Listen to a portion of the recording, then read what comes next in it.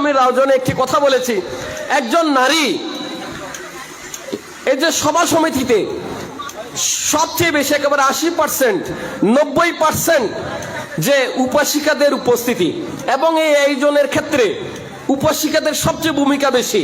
এই যে ভিক্ষু সংঘ এসেছেন, এখানে দুপুরে আহার গ্রহণ করেছেন, এই আহারগুলি কে রান্না করেছে? নিশ্চয় উপাসিকারা রান্না করেছে। কিন্তু যখন পরিবেশন হয় তখন আমরা উপাসিকাদেরকে দূরে রাখি, নয় কি? তখন আমরা বলি যে উপাসিকারা দিয়েন না, কেমন? কিন্তু সে সারা রাত বিনিদ্র রজনী কাটিয়ে রান্না করেছে, সে পরিশ্রম করেছে, কিন্তু সে সহস্তে দান করার বেলায় তার দান করা কি আছে? মানা আছে, নিষেধ আছে। কিন্তু প্রকৃত অর্থে এগুলি কি বুদ্ধ আদর্শের সাথে যায়? আমাদেরকে জানতে হবে, নাকি জানতে হবে না? বুদ্ধ নারী নিয়ে কি দৃষ্টিভঙ্গি পোষণ করতেন? উপাসক উপাসিকা মণ্ডলী, বুদ্ধ নারী জীবন, পুরুষ জীবন, কোন জীবনকে এককভাবে শ্রেষ্ঠ হিসেবে বলেনি। বুদ্ধ বলেছেন মানব জীবন শ্রেষ্ঠ। তার কাছে তিনি যখন বুদ্ধগয়ার বোধিদ্রুম মূলে বুদ্ধত্ব লাভ করার পর 749 দিন সেখানে অবস্থান করলেন, তিনি ধর্ম প্রচার করবেন কিনা চিন্তা করছিলেন। প্রথমে মার এসে বুদ্ধকে ফাঁক করতে চাইলেন যেন তিনি পরিনির্বাণ প্রাপ্ত হন, কারণ ইতিমধ্যেই মার অনেক চেষ্টা করেছেন যেন বুদ্ধত্ব লাভ করতে না পারেন। অনেক চেষ্টা সত্ত্বেও বুদ্ধের বুদ্ধত্ব প্রাপ্তি বন্ধ করতে পারেনি। বুদ্ধ ঠিকই বুদ্ধত্ব প্রাপ্ত হয়েছেন। এখন মার চিন্তা করছেন যে বুদ্ধত্ব প্রাপ্ত হয়েছে, কিন্তু এখন অন্তত চেষ্টা করি তিনি যেন ধর্ম প্রচার না করে, কারণ তিনি ধর্ম প্রচার করলে মানুষের, পৃথিবীর অধিকাংশ মানুষ সেই ধর্ম লাভ করে স্বর্গ, ব্রহ্মলোক এবং মোক্ষ পেয়ে যাবে। মূলত মারের কাজ হচ্ছে মানুষের ভালো কাজে ব্যাঘাত ঘটা। কেমন? উপাসক উপাসিকা মণ্ডলী বুদ্ধের কাছে এসে প্রার্থনা করেছিলেন, হে বান্তে ভগবান, আপনি যা চেয়েছিলেন তা হয়েছে। আপনি চেয়েছিলেন তো বুদ্ধত্ব প্রাপ্ত হতে, আপনি সেই বুদ্ধত্ব প্রাপ্ত হয়েছেন। এখন আপনি নির্বাণ প্রাপ্ত হন, আমি আপনাকে ফান করছি। বুদ্ধ বলেছিলেন, হে মাররাজ, আমি ততদিন পর্যন্ত নির্বাণ লাভ করতে পারি না, নির্বাণ প্রাপ্ত হতে পারি না, যতদিন না পর্যন্ত আমার 4টি পরিষদ প্রতিষ্ঠিত না হয়। কয়টি পরিষদ? 4টি পরিষদ।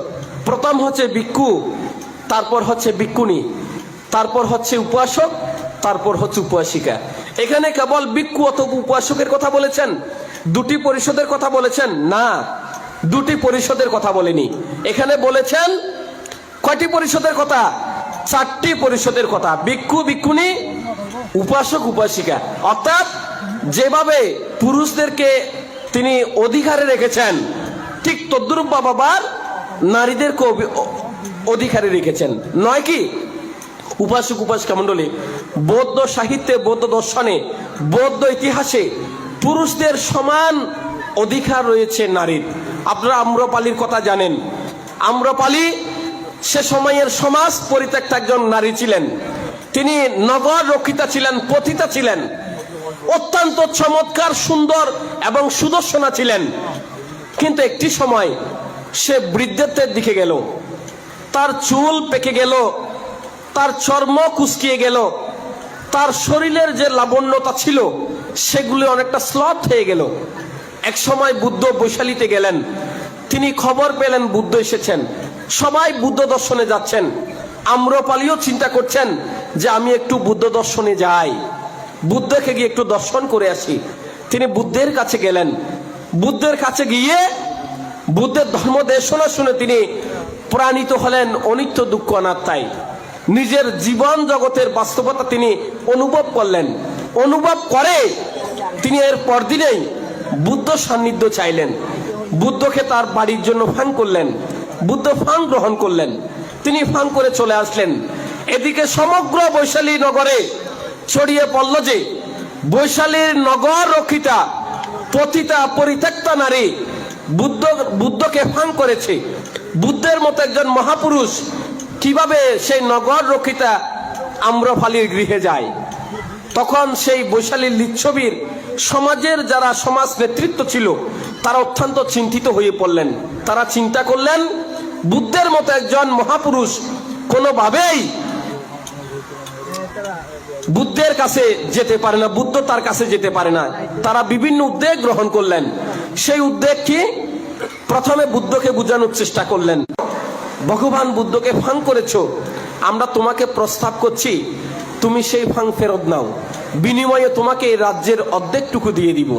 তারা ভেবেছিল আম্রফালি যেহেতু দেহ ব্যবসায়ী ছিল, ধন সম্পত্তি বা টাকা পয়সার প্রতি তার ভীষণ লোভ থাকবে, মোহ থাকবে, কিন্তু সে কি পরিমাণ বুদ্ধের প্রতি অনুরক্ত হয়েছেন লিচ্ছবিবাসীরা জানত না।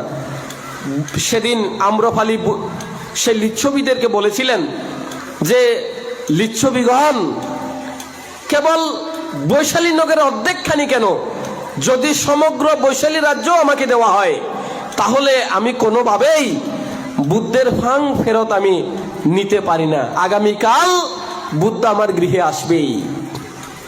উপাসক উপাসিকা মণ্ডলী, অনেক প্রচেষ্টার পরও যেহেতু বুদ্ধের সেই ফাং রুদ্ধ করতে পারল না, বুদ্ধ আগামীকাল সেই আম্রফালির গৃহে গেলেন। গৃহে গিয়ে আম্রফালির গৃহে পিণ্ড গ্রহণ করে ধর্ম দেশনা করলেন। সে ধর্ম দেশনায় আম্রফালি রহত্য মার্গ বলে প্রতিষ্ঠিত হলেন। তাহলে দেখুন, বুদ্ধ তার মাসিমা গৌতমীকে প্রবজ্জিত দিয়েছেন তা নয়, বুদ্ধ কেবল রাজরানী মল্লিকা দেবীকে গুরুত্ব দিয়েছেন তা নয়, বুদ্ধ কেবল সৃষ্টিকন্যা বিশাখাকে তার উপাসিকাদের পরিষদে স্থান দিয়েছেন তা নয়, সমাজের পরিত্যক্তা, সমাজের সে সময়ের সকলের কাছে অত্যন্ত নিন্দনীয় একজন রমণী ছিলেন, নারী ছিলেন, যিনি টাকার জন্য সে সময়ে যারা দন্যাঢ্য ব্যক্তি ছিলেন, দহেকিপুরে ছিল, তাদের সাথে রাত কাটাতেন। সেরকম একজন সমাজ পরিত্যক্তা আম্রফালির গৃহে গিয়ে পিণ্ড গ্রহণ করে তাকে অরহত্য মার্গ বলে প্রতিষ্ঠিত করে মহামতি বুদ্ধ মানুষের জন্য কি মেসেজ দিয়েছেন? মানুষের জন্য মেসেজ দিয়েছেন, পুরুষ জীবন কিংবা মানুষ যে মহিলা জীবন নয়, মানুষ জীবন হচ্ছে শ্রেষ্ঠ।